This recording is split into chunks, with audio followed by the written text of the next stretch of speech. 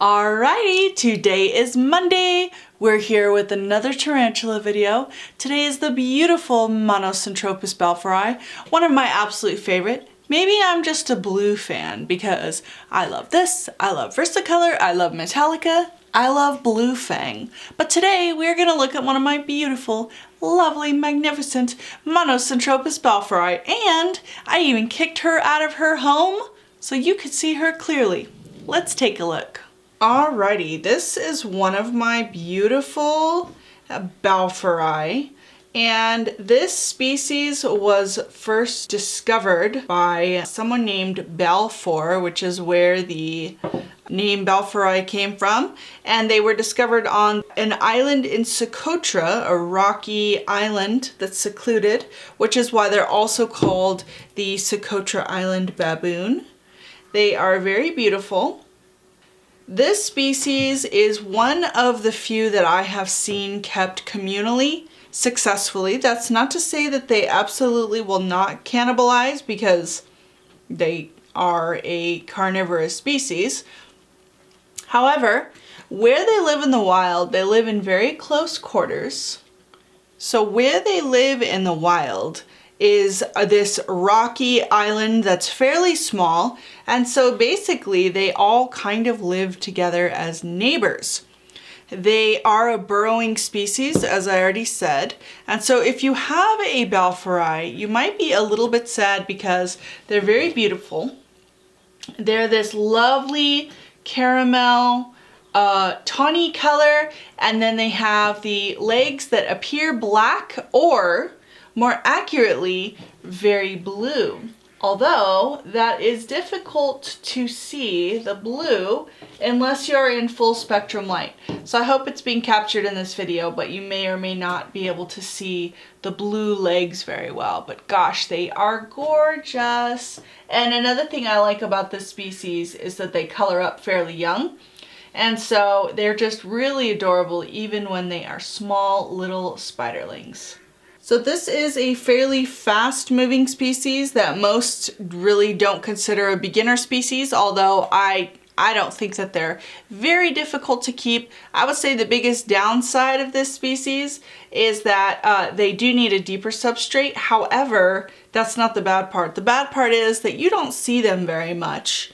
And I've actually had some that really I don't see for a long time, but I know that when I feed them, the food disappears, and so you know they're still down there and they're coming out and hunting. They're just fairly secretive. You can see this one's not super excited being out here exposed with everyone looking at it. So the key to them living communally, in my experience and from the experts that I have spoken to, is ideally you grow up a group of spiderlings together, and that you grow them in a relatively large enclosure, and you do it with lots of barriers. That's what I would call it. So basically they need to be able to each have their own little separate areas.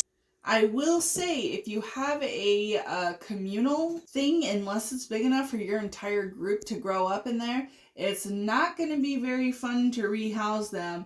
I've tried to do that before, and it was very difficult. As you can see, they're this tan or gray color with the black blue legs, and then their little tarsi are kind of a camel color brown, which is just super adorable. They have a longer lifespan, with the females living up to 14 years. The males tend to live only 3 to 4 years. As you know, often males will reproduce with multiple females. So essentially, as far as nature is concerned, the males are kind of just there to sort of reproduce with lots of females. And they're the ones that actually produce the offspring and don't raise them per se, but you know, they're the producers. So I would think that they live longer because possibly their nature considers them more important in the reproduction process. But I'm not nature, so I really can't say. That's just my wild guess. There is some literature to say that this is a relatively highly maternal species compared to some others. that they've even been documented caring for their young. And I actually have an old video that I filmed with Schoolman where he had moms essentially raising up babies. You know, that's hard to say what that looks like because they don't care for their young the same way mammals do. But in my experience reproducing them, if I recall, which it's been a while since I reproduced the species, it seems to me like I pulled, no, actually I have had egg sacs hatch out with the moms, but I separated them at that point. So she wasn't in a huge enclosure. It wasn't set up for communal purposes, so I did just relocate the offspring at that time. Oh, one sad little update is that my cayucas did really great, my little ducklings, right until the end, and then I lost all of them. So my hygrometer had failed, and so I was kind of like guessing on the humidity levels, and it didn't look too dry, but I think maybe it was a little too wet. So that's a bummer news. I do have new babies incubating now, chickens, but still, that's really sad. So that was just kind of like some sad news at our place this week. But I hope you enjoyed seeing this beautiful Monocentropus balfouri, Socotra Island blue baboon. I hope you are seeing how blue it is and just that it's really awesome. So if you have any questions about this species, make sure and put them below. And as always, make sure to like, share, and subscribe.